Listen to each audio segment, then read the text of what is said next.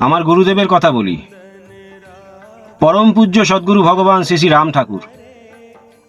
বাংলাদেশের ডিঙ্গামানি গ্রামে ঠাকুরের দিব্য প্রকাশ হয়েছিল। পরম বেদান্তি পরম জ্ঞান জ্যোতি শ্রী শ্রী ঠাকুর কেবলমাত্র ভক্তগৃহে তার জ্যোতির্ময়ী লীলা সমাগম করেছিলেন।